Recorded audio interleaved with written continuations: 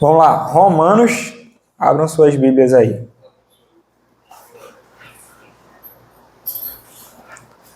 Romanos.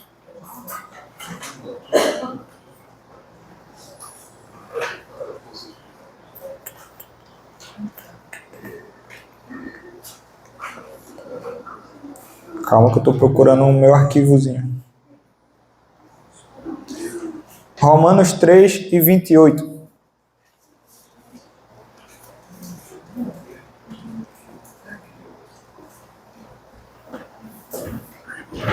Valeu, Léo.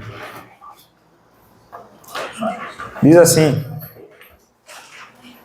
concluímos, pois, que o homem é justificado pela fé sem as obras da lei. Amém? Só esse versículo para a gente iniciar. A gente vai falar hoje sobre reforma. E aí, um pouquinho sobre a reforma protestante. Um assunto bem característico de um professor de história, né? Por isso, quando o pastor perguntou quem vai pregar, eu disse, tem que ser eu agora. Mas, enfim, a gente, antes de falar sobre a reforma protestante, vai trazer um contexto sobre reforma.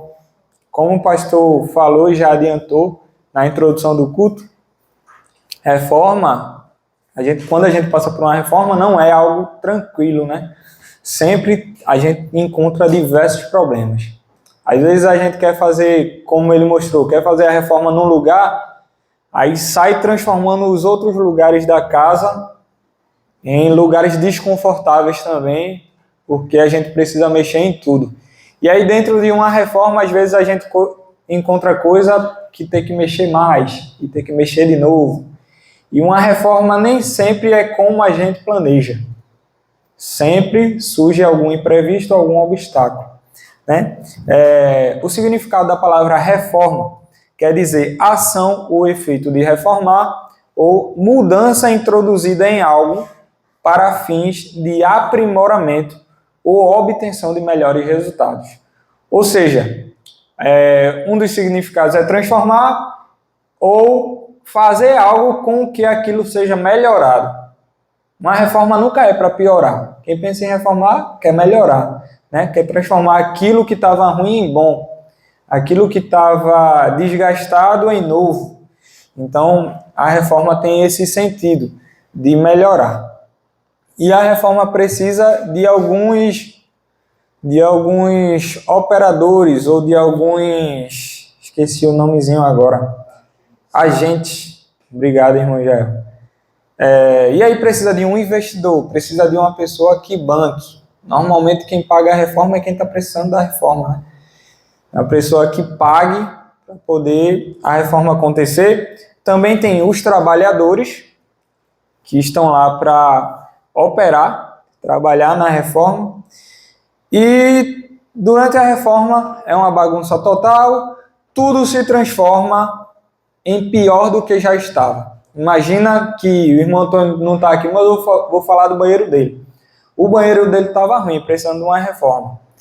Nas fotos que ele mostrou, com certeza estava pior do que estava, não é? Então, para nos dar prazer no final, nos dar alegria, nos dar conforto, precisa bagunçar mais do que estava. Ficou claro? Normalmente é isso que acontece. Pronto. Minha parte sobre reforma, eu vou parar por aqui porque o pastor já introduziu para a gente ganhar tempo. Agora a gente vai falar sobre a reforma protestante. Primeiro, por que reforma e não revolução? É um assunto de história. E por que não tem o nome de Revolução Protestante? Não sei se vocês já pararam para pensar sobre isso. Porque normalmente a gente tem revoluções, né? A gente tem Revolução Inglesa, Revolução Francesa, tem a Revolução Gloriosa, tem vários tipos de revolução. E a Reforma Protestante não teve o nome de revolução. Por quê? O primeiro ponto, a reforma é um processo para corrigir. Martinho Lutero e os outros reformadores que antecederam ou sucederam ele, nenhum tinham a ideia de ser contra a Igreja Católica, ou a Igreja, na verdade. A ideia era de reformar, de melhorar. Não era de fazer uma revolução, todos contra a Igreja, mas a ideia era de reformar, de melhorar. Por isso não teve esse nome de revolução, nem na época, nem depois. Só que, com o passar dos anos, foi se transformando numa revolução, mas não era isso que eles queriam. E por isso o nome se manteve Reforma. Na época que aconteceu, em 1517, que foi o estopim, a gente vai falar disso daqui a pouco, o mundo vivia uma transição entre Idade Média e Idade Moderna, onde o mundo estava passando pelo período renascentista, período do Renascimento. Alguns de vocês já ouviram falar, na verdade todos, eu acho que já ouviram falar, porque isso é assunto do 7º ano do ano letivo. Mas aí o que acontecia no Renascimento? Tinham várias vertentes e várias características. Uma das características, a gente vai falar só as principais que vai contextualizar com o nosso assunto. Uma das características é o humanismo. O humanismo no Renascimento trazia a ideia de que o ser humano ele era o agente mais importante do mundo. Então, tudo teria que ser baseado pelas relações, pelas ações do ser humano. Porque só o ser humano raciocina diferente dos outros animais, então o mundo deveria ser baseado nas suas relações. Então, tinha outra palavra também, o antropocentrismo, né? Que é o homem no centro. Então, o homem era o centro do mundo.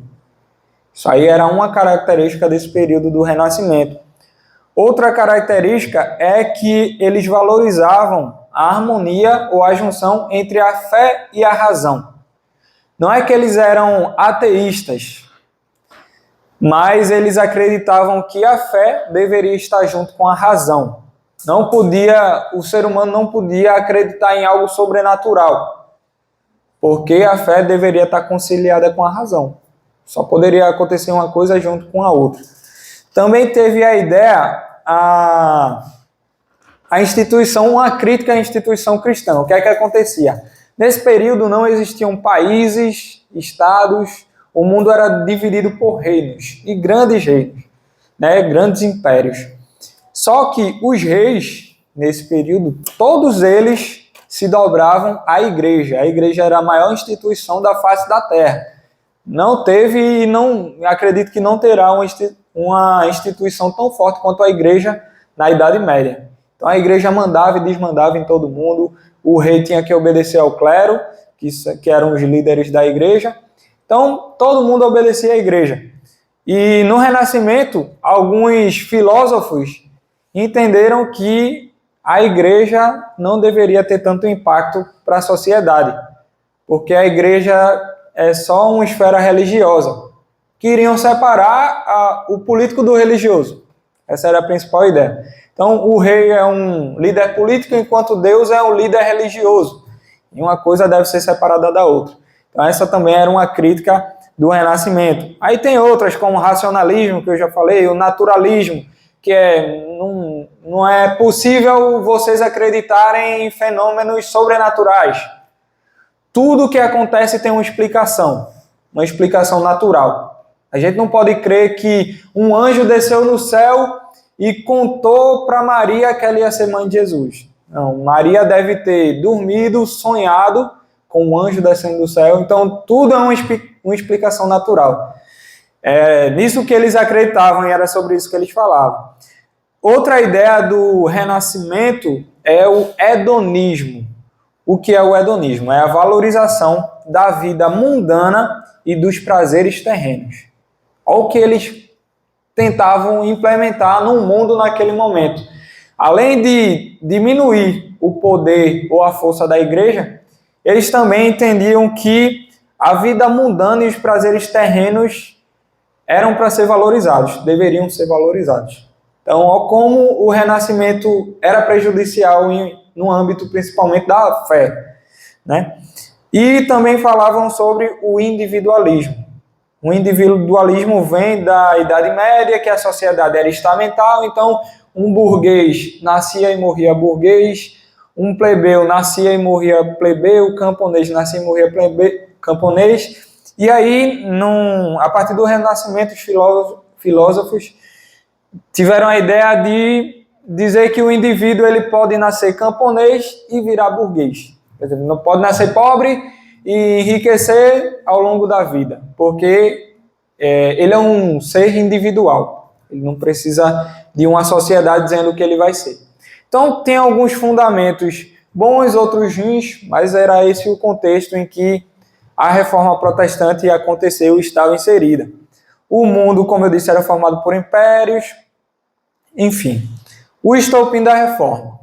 O que aconteceu? No dia 31 de outubro de 1517, um cara chamado Martinho Lutero, que era monge da Igreja Católica, ele pregou 95 teses na porta da igreja de Wittenberg, na Alemanha. E como eu disse, ele não queria destruir a igreja, nem era uma revolta contra a igreja, ele queria melhorar. É aquele significado de reforma. Reforma é transformação, uma melhoria, não é uma mudança total. Então ele queria melhorar a igreja. Por quê? O que é que acontecia? Várias coisas, diversas coisas. Poder exacerbado dos líderes, que usavam a liderança. Como eu disse, todo mundo obedecia à igreja, então eles usavam as lideranças para fazer qualquer coisa, mandar e desmandar em todo mundo. Tinham também, que foi o principal ponto, a venda de indulgências, que eram um espacinho no céu. Se você quisesse um terreninho no céu, você podia comprar, né? E isso era atividades em ações ou em confissões. O que é que acontecia? Imagina que você pecou e você queria se confessar. Você ia lá na igreja, se confessava, e a partir daquela confissão, você ia receber um valor que você teria que pagar para poder compensar o seu pecado e você ter um lugarzinho garantido no céu. Era dessa forma. E tinham também atividades como, imagina que o teto da igreja precisa de uma reforma. Aí o que é que acontecia? Os líderes da igreja iam para a rua, para frente da igreja, para a porta da igreja, vender terreno no céu para os seus familiares. Então imagina que uma pessoa morreu sem salvação. Aí naquela atividade ali você podia comprar um terreno para o seu amigo que já morreu faz tempo. Nem no céu ele está, mas dependendo do valor você comprar um terreninho para ele. Então era dessa forma que acontecia. Tinha muito mais coisas, mas para resumir, esse foi um dos principais motivos, né? Essa venda. As pessoas entendiam que para você ter salvação, você precisava, primeiro, obedecer aos sacerdotes, aos líderes da igreja, ao clero, e também, se tivesse a oportunidade, compensar o seu pecado com valor em dinheiro. A salvação era comprada, segundo os líderes da igreja. Então, por isso, Martinho Lutero pregou lá 95 teses na porta da igreja. A maioria falando sobre justamente a doutrina da salvação. E como a Bíblia não tinha... E como o que eles falavam não tinha muito a ver com a Bíblia, não tinha nada a ver com a Bíblia. Naquela época, nem todo mundo conseguia ler a palavra de Deus porque a Bíblia estava em latim. Então, só aprendia latim quem participava do clero da igreja. Então, as pessoas eram doutrinadas por outras pessoas e não sabiam se estava certo ou errado aquilo que eles estavam falando. Então, por isso era tão fácil manipular. Imagina que o pastor traz uma Bíblia em hebraico aqui. Alguém sabe ler? Algum livro em hebraico? Então, ele pode dizer que no livro que ele trouxe tem qualquer coisa. E a gente vai ter que confiar nele. Porque a gente não vai ter comprovação, a gente não vai ter como ler. E era isso que acontecia. Normalmente isso acontecia.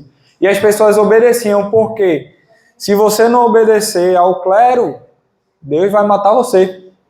Simplesmente era isso que acontecia. Imagina como era destrutivo para uma sociedade que acreditava fielmente na igreja e a igreja fazia isso com o povo. Então, aquela sociedade ali estava vendida, não tinha o que fazer. Até que Deus usou o Martinho Lutero para, enquanto ele lia a Bíblia, ele entendeu que a fé, ela é gratuita. A salvação, ela é gratuita e vem através da fé e através da graça de Deus, né? E aí ele entendeu e começou a estudar mais, até que chegou a esse ponto. E aí, nessa ideia, com o passar do tempo, Lutero foi excomungado da igreja, passou por tribunais, pelo Tribunal de Inquisição, que era o tribunal onde julgava os hereges, quem era contra a Igreja Católica. Simplesmente, você não podia ser contra a Igreja Católica, você deveria ser julgado naquele tribunal, se fosse. E aí foi isso que aconteceu com Lutero, e Lutero fugiu, saiu. Nas suas fugas, ele conseguiu discipular várias pessoas também para Cristo. Então, Deus, se utilizou desse momento aí para que ele pudesse divulgar o verdadeiro evangelho para outras pessoas. Deu um tempinho para que ele conseguisse traduzir a Bíblia do latim para o alemão, e aí ficou mais fácil para as pessoas entenderem. E aí, a partir do alemão, foram traduzidas Bíblias para outras linguagens, e por isso a gente tem a Bíblia hoje aqui com a gente. E é muito fácil, a gente encontra em qualquer lugar a Bíblia. E foi a partir desse momento que isso aconteceu, né? Várias pessoas sofreram, várias pessoas morreram nessa época. Depois da Reforma Protestante em si, teve a Contra-Reforma, né, que foram ações da Igreja Católica contra os reformadores. Então, a Igreja Católica fez algumas ações para que essas pessoas que estavam sendo discipuladas por Lutero e outros reformadores, eles pudessem ser presos, pudessem ser mortos. Então, isso ocasionou realmente muitas rebeliões, muitas guerras, muitas pessoas morreram. Tem algumas batalhas, como a Batalha de... Deixa eu lembrar o nome. Batalha de São Sebastião, eu acho o nome. Não vou lembrar, não. Que foi uma batalha entre padres e ex-monges que eram da Igreja Católica, imagina. Então, padres e protestantes lutando um contra o outro e matando um ao outro por causa de tudo isso que vinha acontecendo. Então, foi um momento em que a igreja estava tentando, os protestantes estavam tentando retomar a igreja que Cristo havia criado. Que a igreja estava toda modificada, cheia de coisa diferente do original. Então, eles estavam tentando mudar, enquanto os que acreditavam no clero e acreditavam na Igreja Católica estavam tentando defender o que eles acreditavam. Então, foi um momento difícil, mas um momento em que Deus se utilizou para que a gente possa pregar hoje, ter liberdade de ler a sua palavra e entender tudo isso, que a salvação é pela fé e através da graça de Deus. Amém? E aí, com o passar do tempo, essas 95 teses foram sintetizadas em 5 solas. Esses 5 solas não foi criação de Lutero e de nenhuma pessoa específica. É uma síntese das 95 teses. E aí tem, como a gente cantou, né? Tem sola escritura, sola fide, sola gratia, solus Christo e soli Deo gloria. O primeiro, e eu peço que vocês abram as suas Bíblias, em 2 Timóteo, capítulo 3, versículos 16 e 17.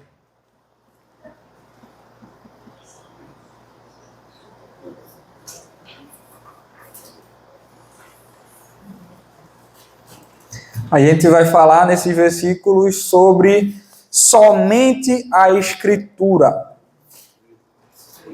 2 Timóteo, capítulo 3, versículos 16 e 17, diz assim: toda a Escritura é divinamente inspirada e proveitosa para ensinar, para repreender, para corrigir, para instruir em justiça, para que o homem de Deus seja perfeito e perfeitamente instruído para toda a boa obra.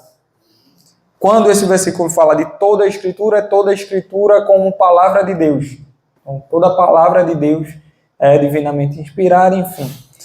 Então, esse sola fala que somente a Escritura é a nossa bússola, é o nosso manual de fé. E somente a palavra de Deus é o que a gente deve escutar. Não precisa escutar outra pessoa, um líder religioso, se ele estiver fora da palavra de Deus. Então, a prioridade e a única coisa que a gente deve escutar é a palavra de Deus, e que a gente possa escutar os nossos líderes se eles estiverem dentro da palavra de Deus. Deu para entender o primeiro? Beleza? Então vamos para o segundo. Romanos 3 e 28, que foi o que eu li.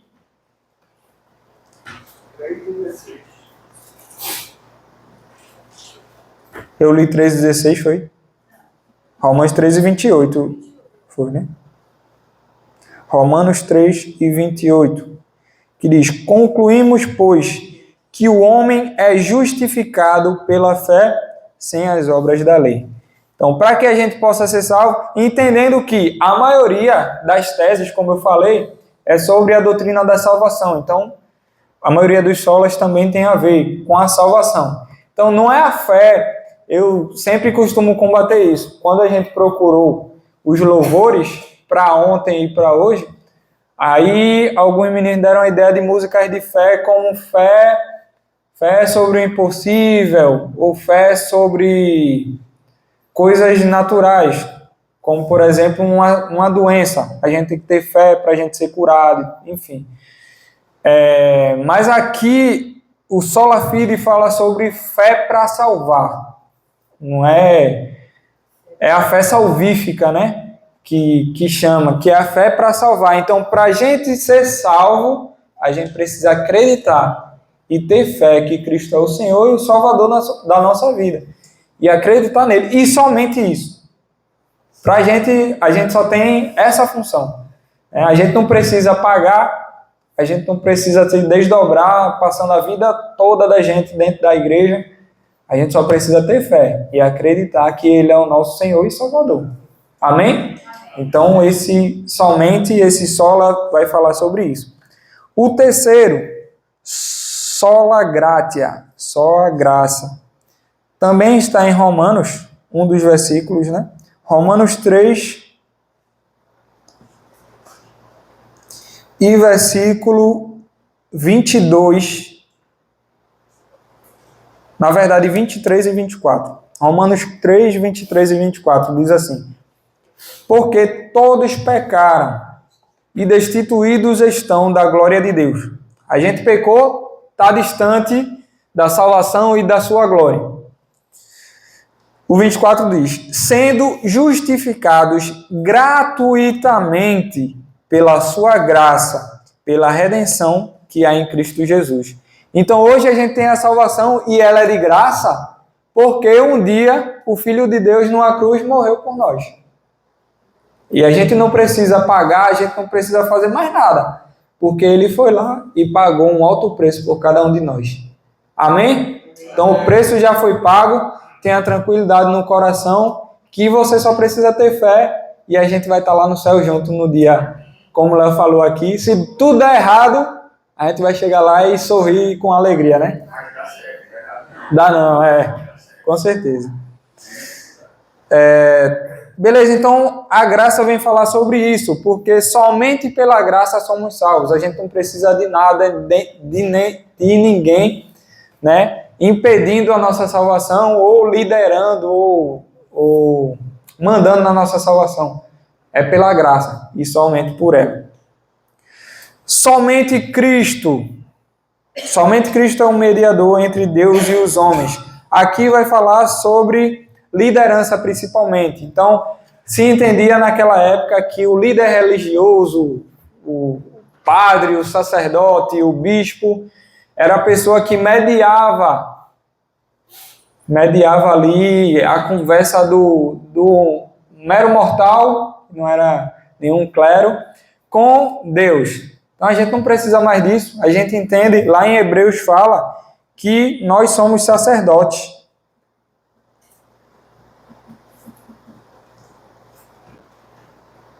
Deixa eu achar o versículo.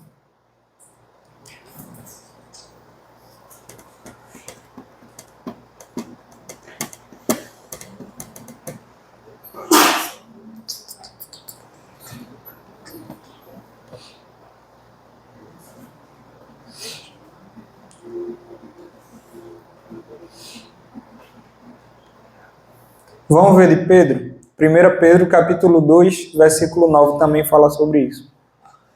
1 Pedro, capítulo 2, versículo 9. Diz assim, vou adiantar.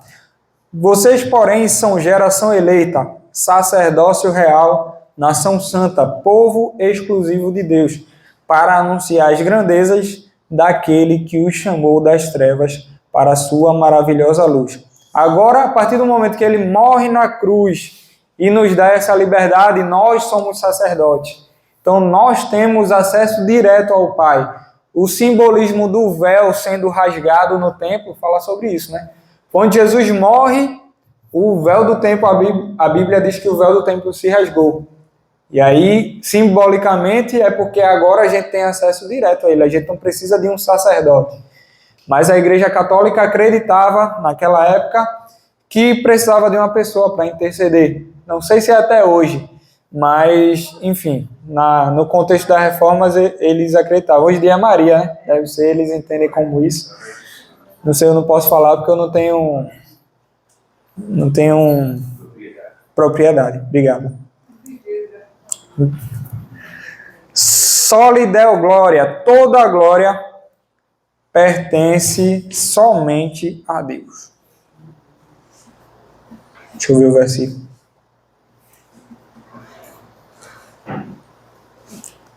Romanos 11 e 36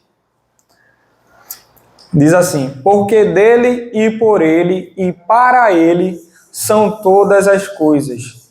Glória, pois, a ele eternamente. Amém. Então, tudo é por ele, para ele e tudo é dele. Para resumir a história, tudo é dele. Então, a gente não precisa glorificar, louvar, engrandecer outro ser. Porque só ele que é merecedor de toda a honra, de toda a glória e de todo o louvor. Amém?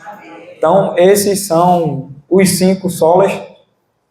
E aí, esses solas foram alicerces para a nova fé que estava surgindo. A fé protestante, das pessoas que justamente receberam esse nome porque protestaram no período da Reforma.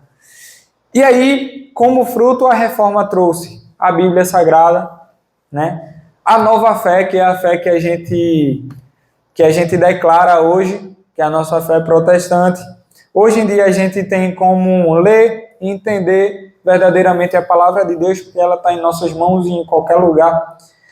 E a Reforma não foi simplesmente um movimento histórico, mas foi um período em que Deus trabalhou com a humanidade para que a humanidade entendesse o verdadeiro plano de Deus para nós. Então foi um momento difícil em que as pessoas que viviam passaram por esse momento, mas foi um momento em que Deus, graças a ele trouxe a visão, abriu a visão de alguns irmãos, e isso fez com que a gente esteja aqui nessa manhã. E aí, o último ponto é: o que é que a gente precisa reformar agora?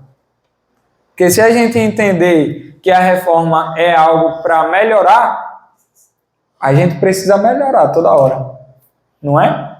Ninguém aqui é perfeito, eu não sou. Carlinhos, bonito ali, não é perfeito. Léo canta tão bonito, não é perfeito, Léo. Só minha patroa, aquela... Não posso falar meus patrões, né? Não posso criticar, não, senão dia 10 não chego. Então, não somos perfeitos.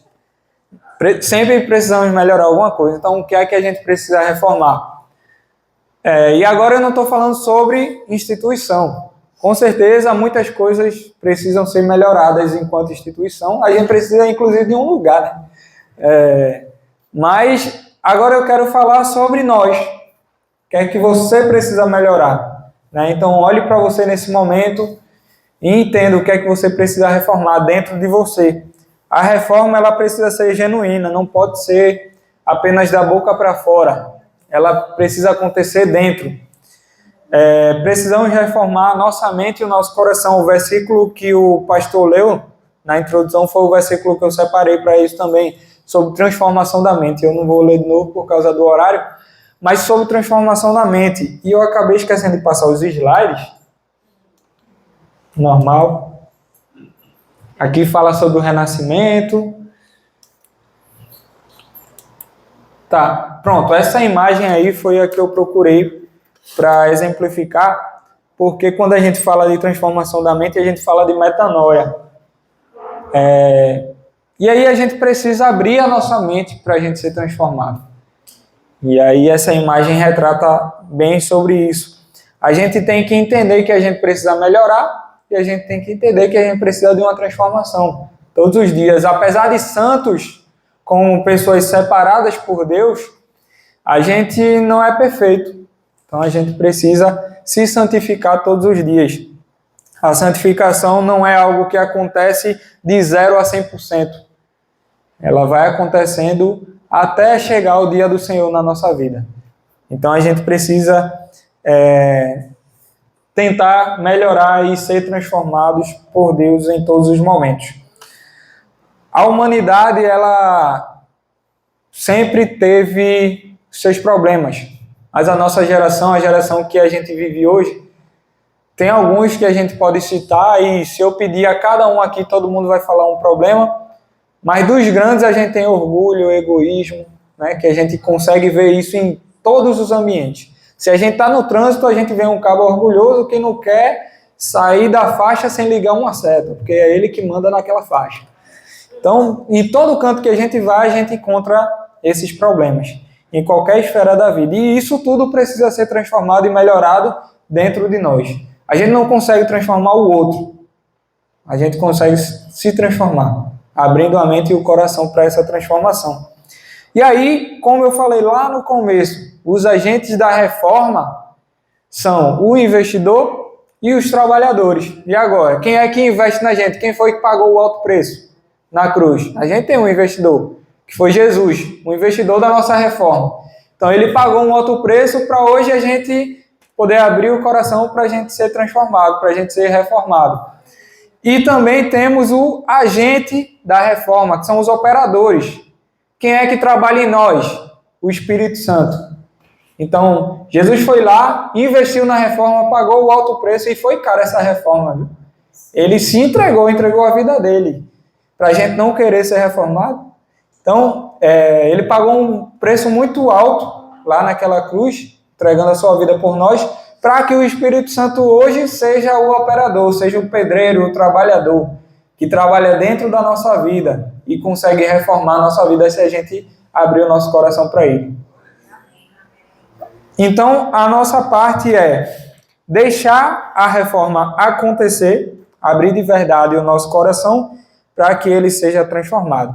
E aí, como eu falei no começo, durante a reforma acontece uma bagunça. Eu falei aqui e vocês não viram. O banheiro de vocês estava ruim, que precisou de reforma, né? Mas agora está pior, por causa da bagunça. Então essa bagunça vai acontecer, vai ficar pior. Mas depois a gente vai ter o conforto, o prazer, a paz, não é? Daquilo está tudo certinho, bem direitinho. Então quando a gente abre o nosso coração e é transformado, por mais que aconteçam umas turbulências, umas tempestades, alguns obstáculos, mas no final a gente vai ter paz. Porque a gente deixou o Senhor trabalhar na nossa vida e o Espírito Santo trabalhou. Amém? Então, eu quero nesse momento finalizar orando, fazendo essa oração, para que Deus transforme a nossa vida, nesse momento e durante o resto da nossa vida. Amém? Vamos fechar os olhos e assim oremos. Senhor, nesse momento estamos aqui, Pai, para te entregar as nossas vidas, a nossa mente e o nosso coração, para que eles sejam reformados por Ti. Que possamos deixar, Pai, assim como os reformadores deixaram de lado o humanismo, o antropocentrismo, o naturalismo, entre outras coisas que dizem que o Senhor não pode fazer o sobrenatural na nossa vida. Acreditamos que o Senhor é o nosso Deus e que está no centro de tudo e que pode fazer o impossível acontecer na vida de cada um de nós. Precisamos, Pai, de uma reforma geral. entra em nosso coração e muda tudo que precisar ser mudado, transforma tudo que precisar ser transformado. E nos faz entender que a sua vontade é boa, perfeita e agradável nas nossas vidas. Por mais que seja difícil, Senhor, que o Senhor possa nos transformar verdadeiramente, tirar aquilo que não te agrada, para que possamos ter paz e alegria. Trabalha na nossa vida, Senhor, na vida de cada um que está aqui, que hoje possamos sair transformados e querendo ser reformados para a melhoria da nossa vida contigo, para a melhoria da nossa comunhão. Muito obrigado, Pai, por tudo que o Senhor tem feito na nossa vida até aqui. Te pedimos que continue conosco, fazendo a Tua vontade. Em nome de Jesus, amém. Vamos cantar.